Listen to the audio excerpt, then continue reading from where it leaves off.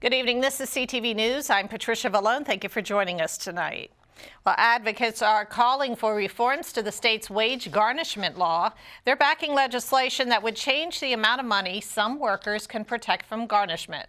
Under current law, low-wage workers can shield about $11,000 from collectors, but supporters of the measures now in the House and Senate say the amount has not changed in 30 years, even though the cost of living has soared over the period.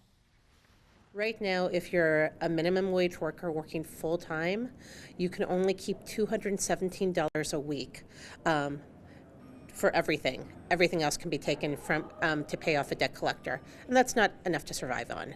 So what we're saying is we need to come in line with 32 other states and the District of Columbia to increase protections, and the goal is to raise it from $217 a week to $550 a week.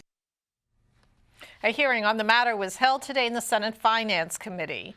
Well, most likely you've heard about the service program known as AmeriCorps. Now there is legislation in the General Assembly to create Maryland Corps. Senate President Bill Ferguson made the announcement today. The aim of the program is to ensure that all Marylanders have access to national service programs that are operating in the state.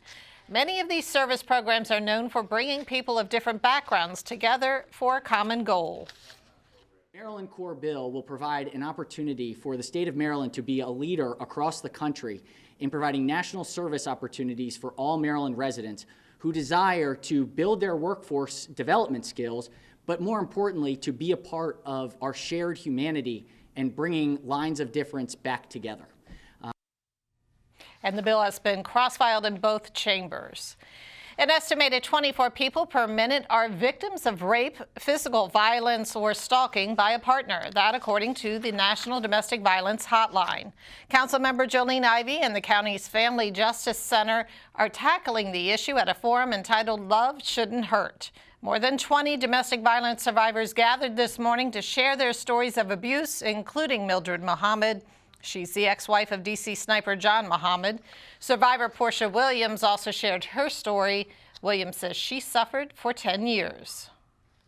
My story gives hope to those who are out there battling, and it helps people to start their road or continue their road of recovery. The road of recovery isn't a straightforward arrow from A to Z. It looks like that. You know, it is up and down, it's back and forth, it's in and out. It is hard, but it is so worth it. Domestic violence victims can reach out to the Family Justice Center for assistance by calling 301-780-8008. It was exactly 2 years ago today when then 19-year-old Nicholas Cruz allegedly shot and killed 17 people at Marjorie Stoneman Douglas High School in Parkland, Florida. In the 2 years that have passed, the community is still trying to come to grips with the deadliest school shooting in U.S. history. Today is a day where the entire Broward County Public Schools family and community has come together to honor the lives of the 17 that we lost and the many others who were injured on this day 2 years ago. Today is a day of service and love. It was difficult to come in and see all these young folks giving us applause and saying thank you for our services, understanding that not too long ago we came up short. But it was a good, strong message that the community is forgiving us as an organization, recognizing us as first responders, and truly, truly wanting to move forward and continue to bond this community much stronger. Today, all Broward County Public Schools held a moment of silence to honor the victims. Well, after spending more than 2 decades in academia, a longtime University of Maryland leader will step into a new role as president. CTV's Katira Jones is in College Park with the story. It's an exciting time here at the University of Maryland College Park. The USM Board of Regents officially appoints Dr. Darrell Pines as the 34th president of the university. Now, Pines says his vision is to spread Maryland Terp pride across the state.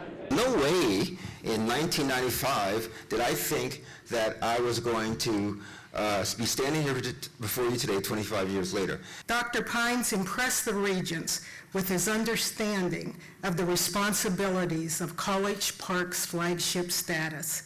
That is, it has obligations to Maryland's prosperity, to its policymakers, and to its citizens. It is our people and our community that makes Maryland special. The ties that bind Terps and our broader community together are more than only coursework and research. They're experiences that are shared, relationships that are built, and opportunities that are earned. These add up to the unique Maryland experience and Maryland pride. He's definitely a strong leader. We had an engineering picnic at the beginning of the school year on the first day, and he gave a speech, and he just definitely moved the students, and he has a lot to offer us, so I'm excited. I hope he's going to build on the accomplishments of President Lowe. I mean, he's got big shoes to fill. President Lowe really was transformative in terms of the relationship between the community and the county and the university. And I'm very optimistic. It's important to note that Pines is a Terp dad. His 2 children graduated here at UMD. His appointment will go into effect on July 1st. Reporting in College Park, Katara Jones, CTV News. And Pines holds degrees from the University of California at Berkeley and MIT. He will remain on as the Dean of the A. James Clark School of Engineering until he takes office as president.